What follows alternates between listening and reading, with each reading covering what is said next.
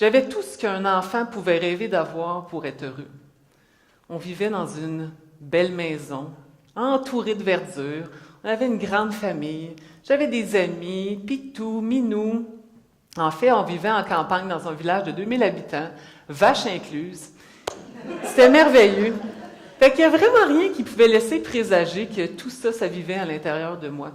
Mais quand on porte un mal-être comme ça, peu importe ce qu'il y a autour, ça ne change absolument rien à ce qu'on a en dedans. Et je suis tombée face à face avec un livre. J'ai su qu'il fallait que je le lise immédiatement. Ça s'appelait « La grâce de l'imperfection ». Ce livre-là, ce que ça disait, c'était que j'avais le droit d'être vulnérable et imparfaite. Puis qu'en plus, c'était correct.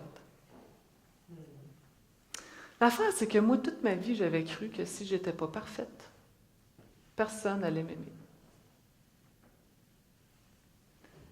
Et en m'ayant toujours imposé plus, en ayant voulu être plus que, ou mieux que, jamais je m'étais permis d'être moi-même. Quand on passe toute une vie à se rabrouer, à se trahir en quelque sorte, comment on peut penser que c'est possible d'être bien? Je pouvais bien être fatiguée, mais m'étais battue toute la vie contre moi-même.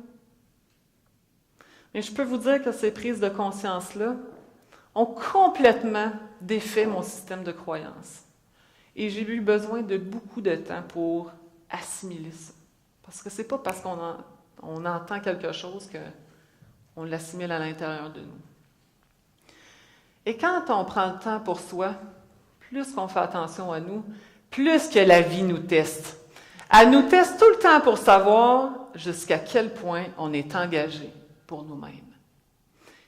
Je crois sincèrement que c'est dans l'équilibre, dans tous ces aspects-là, en accord avec nos valeurs et avec nous-mêmes, qu'on peut développer une réelle estime de soi, dans la paix, dans une espèce de bien-être.